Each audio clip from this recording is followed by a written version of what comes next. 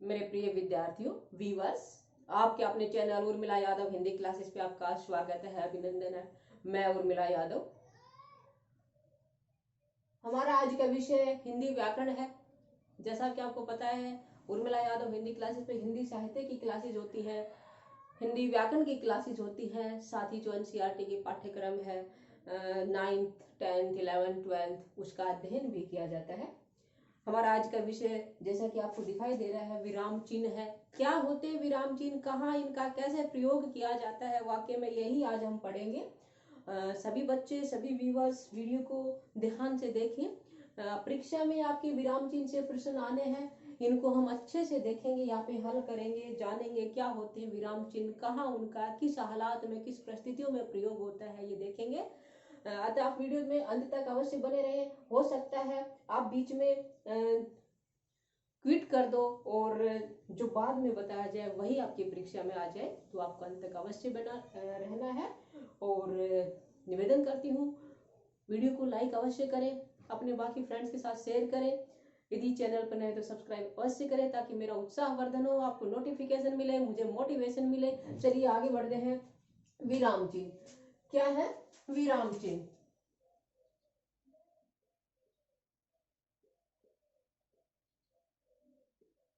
अब क्या होता है ये विराम चिन्ह? विराम, विराम का अर्थ क्या होता है? ठहराव, रुकना।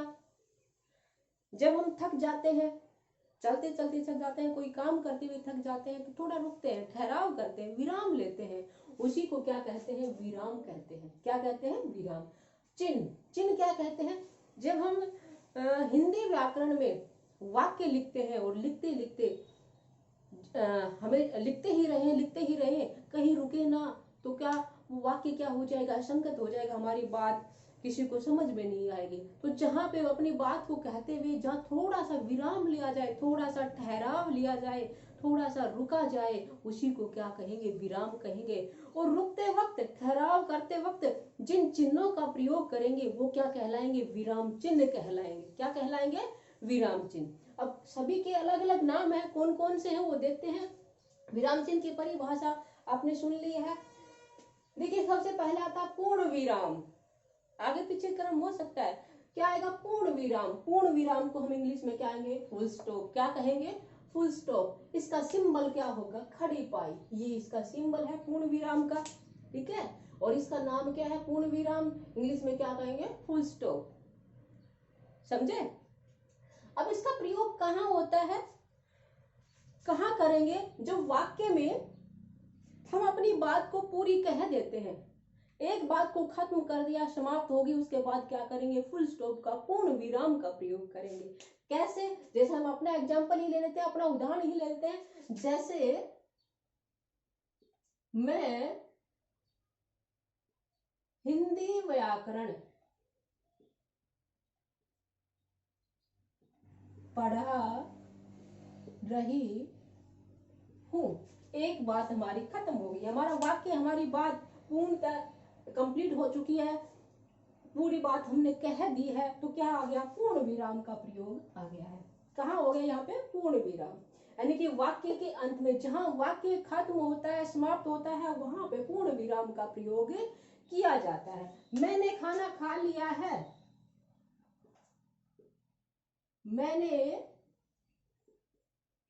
खाना खा लिया है,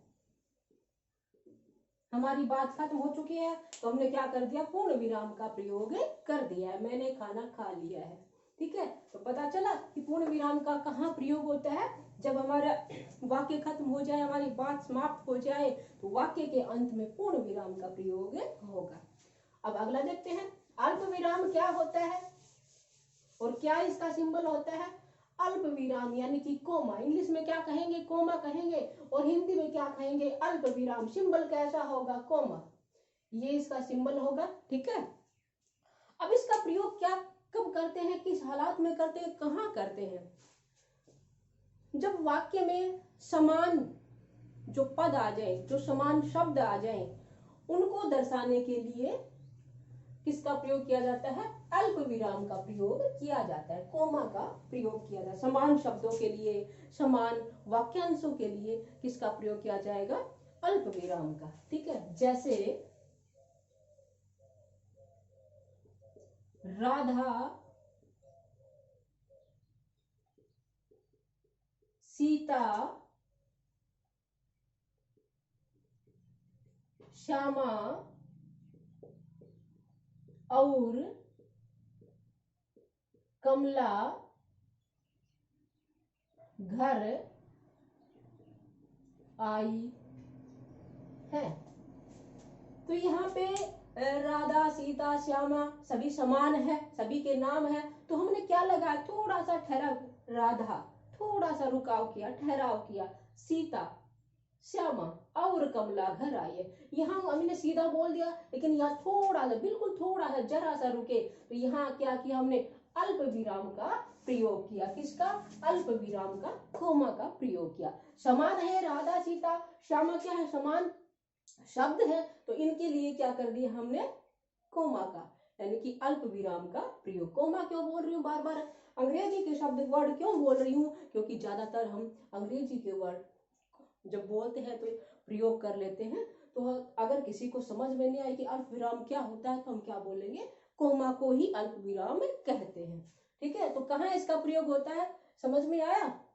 चलिए अगला देखते हैं। अगला क्या है? अर्ध विराम। क्या है? अर्ध विराम, जिसे सेमी कोलम बोलेंगे। सिंबल क्या होगा? ये सेमी कोलम। इसका प्रयोग कहाँ होता है? जब पूर्ण विराम से कम और अल्प विराम से अधिक रुकना हो वाक्य में। क्या है? पूर्ण विराम से तो क्या होगा? चलो लिख देते हैं इसको। जब पूर्ण विराम से कम व अल्प विराम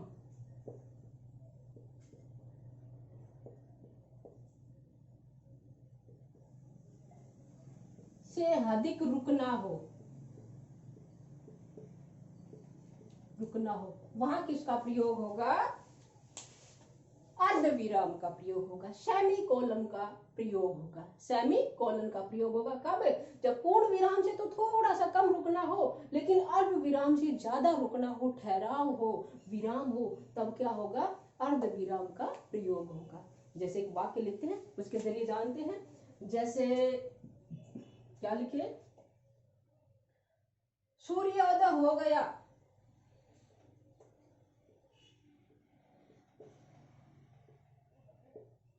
सूर्योदय हो गया। ठीक है, और क्या करेंगे हम? क्या किसका प्रयोग करेंगे? अर्ध विराम का। चिड़िया चहकने लगी। चिड़िया चहकने लगी। सूर्योदय हो गया, थोड़ा सा ठहराव किया, रुकाव किया, और चिड़िया क्या हो गई? चहकने लगी। आगे की बात हमने अपनी पूर्ण कर दी। तो इस तरह के जो वाक्य होंगे जहां में पूर्ण विराम से कम और अल्प विराम से अधिक रुकना हो, वहां क्या प्रयोग करेंगे? अर्ध विराम का। ठीक है, उसके बाद क्या है? उपविराम, कोलन, उपविराम। इसका सिंबल क्या है? ये इसका सिंबल है, इस तरह लिखेंगे। इसका प्रयोग कहाँ होगा? जब किसी बात को अलग से दिखाना हो। क्या करना हो? जब कोई बात हो और उसको, कोई वाक्य हो, कोई शब्द हो, कोई विषय हो, उसको अलग से शो करना हो, अलग से दिखाना हो, तब किसका? उपविराम का प्रयोग किया जाता है, कोलन का प्रयोग किया जाता है। जैसे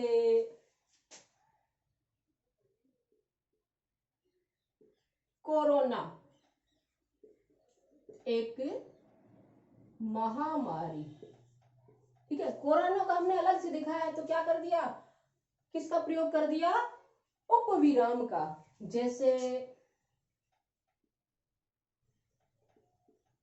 प्रदूषण एक क्या है? प्रदूषण क्या है हमारे लिए? समस्या है, तो हमने क्या लिख दिया? प्रदूषण एक समस्या। और देख लीजिए इसी तरह का, विज्ञान, वरदान या अभिशाप। ठीक है, तो इस तरह अलग हो गया। अच्छा, जब हम कोई नाटक लिखते हैं तो उसके संवाद बोलते हैं, तो उस समय भी इसका कोलन का प्रयोग किया जाता है, उपविराम का प्रयोग किया जाता है। जैसे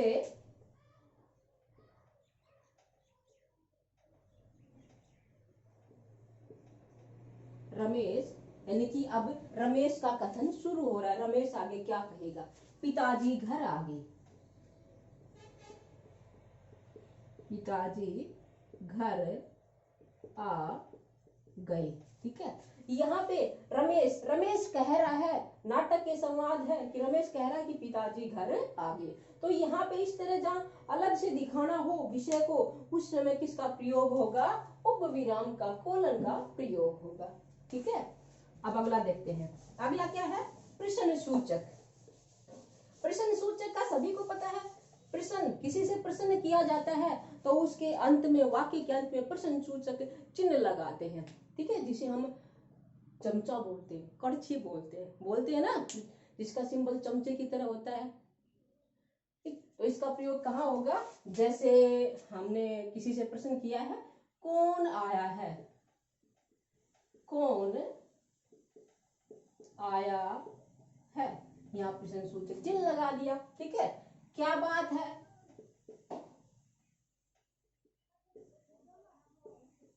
क्या बात है, तो हमने क्या किया? प्रश्न किया है, पूछा है किसी से, तो लास्ट में क्वेश्चन मार्क, प्रश्न चिन्ह लगाया है हमने। ठीक है, तुम कब आओगे, तुम कब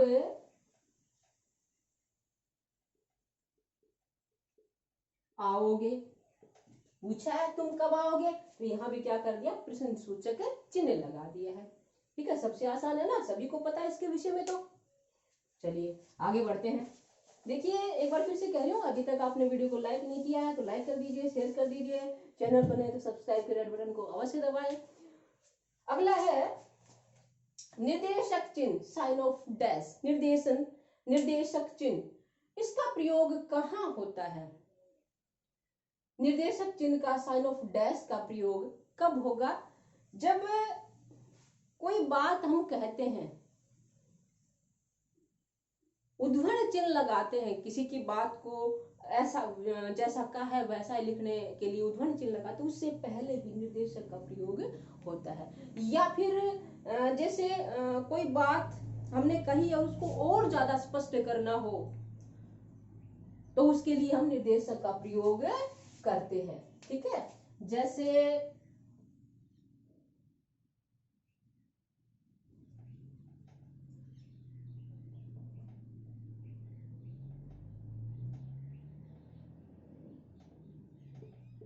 महावीर का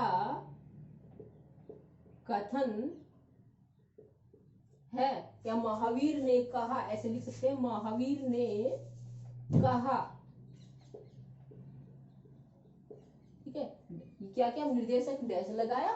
ठीक है, अब क्या होगा? महावीर ने क्या कहा? अहिंसा, अहिंसा परमो धर्म, अहिंसा परमो धर्म। ठीक है, तो यहाँ पे हमने ये उद्धरण चिन्ह लगाए हैं और उससे पहले क्या किया? डैश का, निर्देशक चिन्ह का प्रयोग किया है। ठीक है, चलिए अगला देखते हैं। अगला है विवरण चिन्ह, साइन ऑफ फॉलोइंग, विवरण चिन्ह। कोई विषय हम पढ़ रहे हैं और विषय के बारे में और अधिक जानकारी देनी है, तो वहां क्या होगा? विवरण चिन्ह, कि किसी विषय के ऊपर कोई विवरण देना हो, टिप्पणी देनी हो, तब हम क्या करेंगे? विवरण चिन्ह का प्रयोग करेंगे। कैसे? जैसे वाक्य के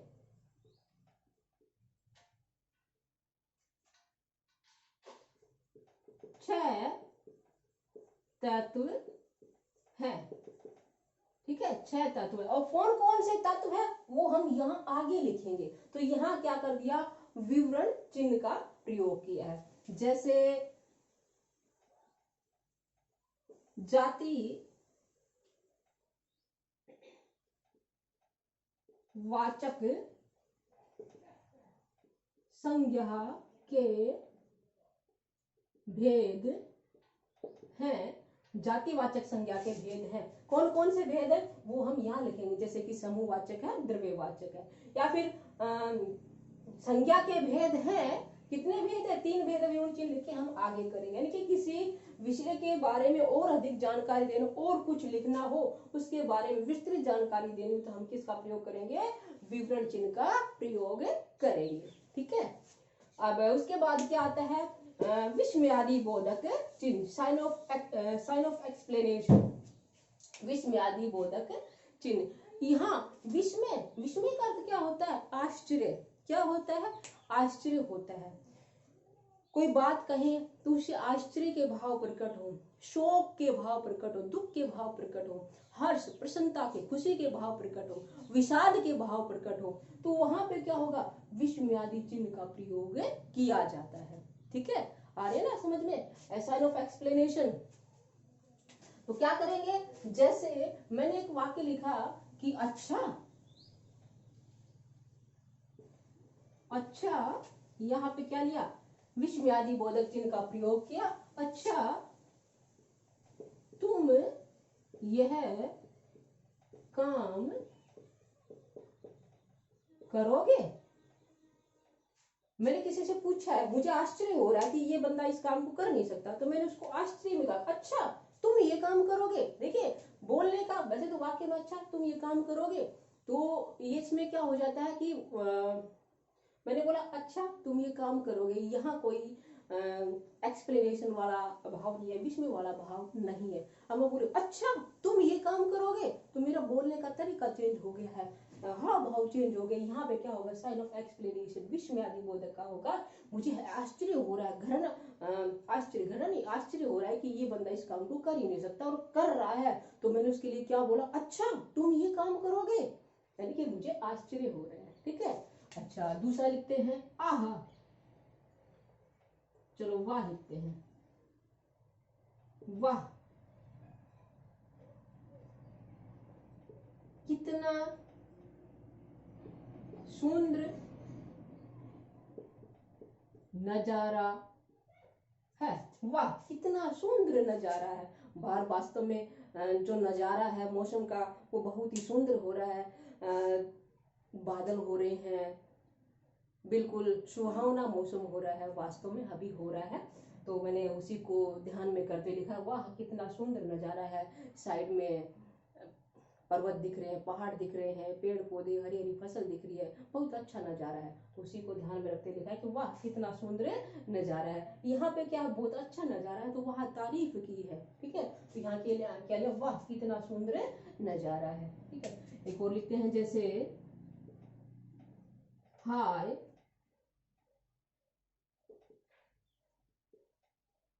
बेचारा भूखा मर गया। हाय बेचारा भूखा मर गया। यहाँ शोक का भाव है, दुख का भाव है, तो क्या लिख दिया मैंने? हाय बेचारा भूखा मर गया। साइन ऑफ एक्सप्लेनेशन, विस्मयादि बोधक का चिन्ह किया। ठीक है, आया समझ में? उम्मीद करती हूँ बहुत अच्छे से समझ में आ गया होगा विस्मयादि बोधक चिन्ह। चलिए अब आगे बढ़ते हैं। अगला क्या है? लाघव चिन्ह या संक्षेप सूचक चिन्ह। लाघव चिन्ह इसको क्या बोलेंगे? Abbreviation sign. कब इसका प्रयोग होता है? जब किसी बात को, किसी शब्द को छोटे शब्दों में कहा जाए, छोटा सा लिखा जाए, वहां क्या होगा? संक्षेप में लिखा जाए, लाघव चिन्ह का प्रयोग होता है। आप सभी डॉक्टर शब्द समझते हो ना? जब हम डॉक्टर लिखते हैं तो कोई भी डॉक्टर को ऐसे नहीं लिखता, लिखते हैं लेकिन बहुत कम ऐसे लिखते हैं ना। डॉक्टर यही इसी तरह होता है, लेकिन हम लिखते कैसे हैं? डॉक्टर। ठीक है, ऐसे लिखते हैं ना। जैसे उपाधि है, जैसे बीए, ऐसे लिखते हैं उपाधियों के अंत में। तो ये जो लाघव चिन्ह का क्या होगा? लाघव चिन्ह का प्रयोग किया है यहाँ पे हम बिंदी इस तरह लगाएंगे, इस तरह लगाएंगे, ठीक है, इस तरह बी ए। अम में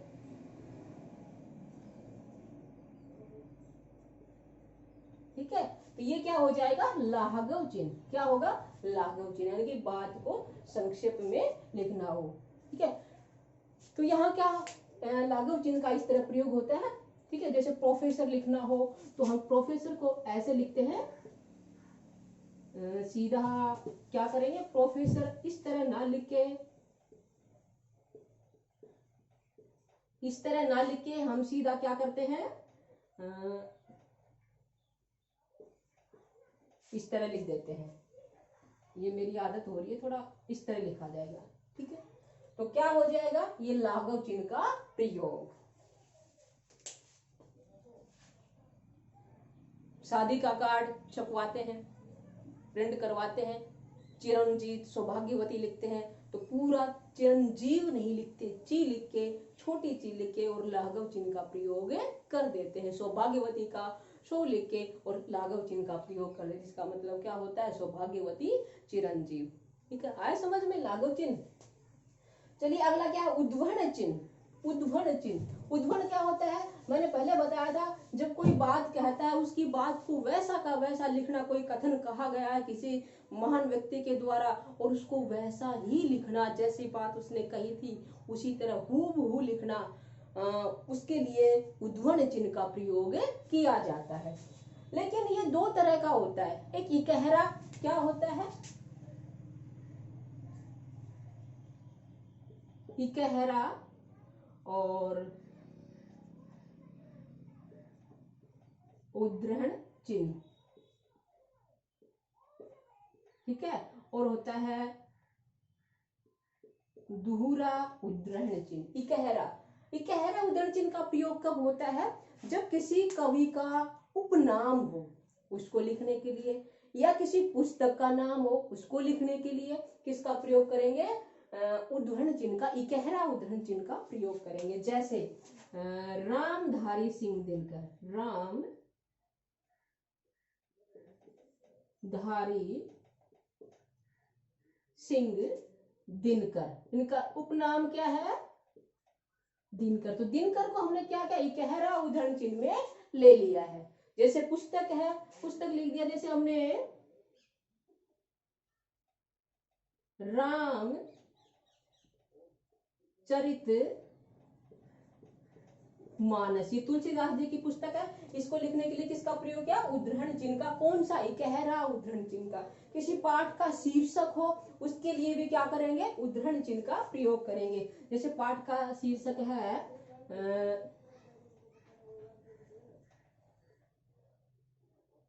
जूझ, जूझ कहानी है आनंद यादव की, तो यहाँ पे जूझ शीर्षक को हमने क्या लिखा, उद्धरण चिन्ह में इकहरा उद्धरण चिन्ह का प्रयोग करते हुए लिखा है। ठीक है, लेकिन दोहरा उद्धरण चिन्ह, दोहरा उद्धरण चिन्ह, इसका प्रयोग कहाँ होगा, कब होगा, मैंने बताया किसी महान व्यक्ति के कथन को हूबहू लिखने के लिए। जैसे हमने लिखा था, महावीर ने कहा, महावीर स्वामी जैन धर्म के 24वें तीर्थकर, उनके विषय में लिखा था ना कि हिंसा परमो धर्म है, तो वो क्या हो जाएगा, उद्धरण चिन्ह का प्रयोग करते हुए उनके कथन को कहा है। ठीक है, जैसे महात्मा गांधी ने कहा, महात्मा गांधी ने कहा, क्या कहा, उद्धरण चिन्ह का प्रयोग, सत्य एवं अहिंसा, एवं अहिंसा, सत्य एवं अहिंसा। तो यहाँ पे उनके कथन को यूं की यूं हूबहू हमने लिखा, तो उद्धरण चिन्ह का प्रयोग किया। ठीक है, डायरेक्ट इनडायरेक्ट करते हैं तब भी हम क्या करते हैं, उद्धरण चिन्ह का प्रयोग करते हैं। वही डायरेक्ट इनडायरेक्ट किसी की बात को सेम हूबहू कहना क्या कहलाता है, उद्धरण चिन्ह के प्रयोग करते हुए उसको दर्शाया जाता है। अंत में नहीं, थोड़ा है और है कोष्टक, जिसको ब्रैकेट बोलते हैं, ब्रैकेट। कोष्टक का प्रयोग कब करते हैं, कब करेंगे इस कोष्टक का, ब्रैकेट्स का प्रयोग जब किसी शब्द के अर्थ को और ज्यादा क्लियर करना, और ज्यादा समझाना हो, तब क्या करेंगे, कोष्टक का प्रयोग करते हुए उस शब्द को क्लियर करेंगे, उस शब्द का अर्थ स्पष्ट करेंगे। ठीक है, जैसे वाक्य लिखते हैं, धर्मराज। अब धर्मराज कौन था, इसको स्पष्ट करने के लिए हम कोष्टक का प्रयोग करेंगे, युधिष्ठिर। युधिष्ठिर, धर्मराज युधिष्ठिर थे ना।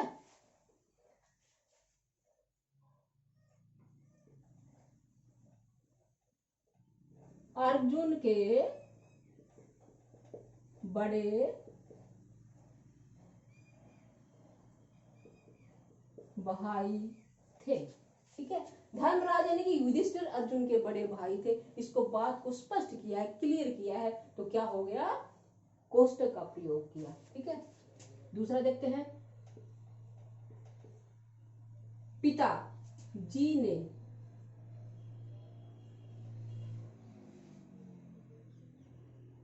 जैसे चिल्लाते हुए कहा, ठहर जा। पिताजी ने चिल्लाते हुए कहा, ठहर जा। तो यहाँ पे पिताजी कैसा गुस्सा करते हुए कह रहा, तो इसको स्पष्ट करते हुए हमने क्या कह दिया, चिल्लाते हुए। इस बात को ब्रैकेट्स में लिख दिया, कोष्टक में लिख दिया। ठीक है, तो यानी कि किसी बात को जब हम कहते हैं तो उसका अर्थ स्पष्ट करने के लिए कोष्टक का प्रयोग करते हैं, कोष्टक में लिखते हैं। ठीक है, अंत में है योजक चिन्ह, हाइफन। योजक चिन्ह क्या होता है, हाइफन, छोटा सा डैश, छोटी सी रेखा, जो कि निर्देशक से थोड़ा छोटा होता है। इसमें क्या होता है कि जो दो शब्दों, वाक्यांशों को जोड़ने का काम करता है, ये जो समान हो उनको शब्दों को भी जोड़ सकता है, वाक्यांशों को भी जोड़ता है। क्या है, योजक। जैसे जो द्वंद्व समास होता है वहां पे इसका योजक का प्रयोग होता है। ठीक है, तुलना वाले शब्द होते हैं वहां भी योजक का प्रयोग होता है। जैसे माता पिता की सेवा करनी चाहिए, तो हमने किसका प्रयोग किया, योजक का प्रयोग किया। ठीक है, राम व श्याम भाई बहन है। राम व भाई बहन नहीं, राम व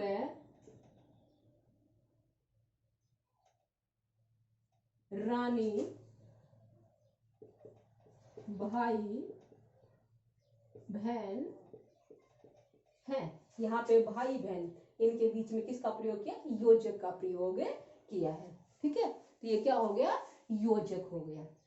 अंत में है हंस पद या विस्मरण चिन्ह या त्रुटि पूरक चिन्ह।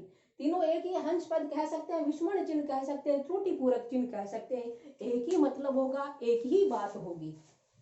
कहाँ प्रयोग करते हैं, कैसे प्रयोग करते हैं, जब हम अपनी कोई बात कहते हैं, मैं आपसे कोई बात कहती हूँ लेकिन बीच में कुछ शब्द छूट जाते हैं, तो उस छूटे हुए शब्द को लिखने के लिए हंस पद का, विस्मरण चिन्ह का, त्रुटिपूर्ण चिन्ह का, तीनों को एक ही बात है, इसका प्रयोग करेंगे। सिंबल कैसा होगा, ये आपके सामने दिखाई दे रहा, अंग्रेजी का उल्टा वी। ठीक है, जैसे मैंने बोला कि तुम चले जाना। ठीक है, लेकिन मैं बीच में कहना चाह रही थी कि तुम कल चले जाना, लेकिन मैंने यहाँ कल तो लिखा नहीं, छूट गया है ना। तो इसको कैसे लिखेंगे, यहाँ पे हम इस सिंबल का प्रयोग करेंगे, इस चिन्ह का प्रयोग करेंगे, हंस पद का, त्रुटिपूर्ण चिन्ह का, विस्मरण चिन्ह का, और यहाँ क्या लिखेंगे, कल। तो सामने वाला समझ जाएगा हंस पद का प्रयोग किया है और ऊपर लिखा है कल, तो ये बात कहना चाह रहा है कि तुम कल चले जाना। ठीक है, तो कोई छूटे हुए शब्द को लिखने के लिए इस हंस पद का, त्रुटिपूर्ण चिन्ह का, विस्मरण चिन्ह का प्रयोग किया जाता है। उम्मीद करती हूं विराम चिन्ह आपको अच्छे से समझ में आ गए होंगे। यदि वास्तव में वीडियो अच्छी लगी है, समझ में आए हैं, लाइक शेयर तो बनता है, कर दीजिएगा, नहीं किया है तो। फिर मिलेंगे नए विषय के साथ। उर्मिला यादव हिंदी क्लासेस पर आप बने रहिएगा, अपना सहयोग, साथ, स्नेह बनाए रखिएगा। आपके स्नेह, सहयोग, साथ की मुझे अत्यंत आवश्यकता है, तभी हम आगे बढ़ सकते हैं। फिर मिलते हैं आपसे एक नए विषय के साथ नए दिन में। आपका दिन शुभ हो, आप अपनी तैयारी अच्छे से करें, आपकी परीक्षा में आपके अच्छे मार्क्स आए, यही मेरी शुभकामनाएं हैं। धन्यवाद।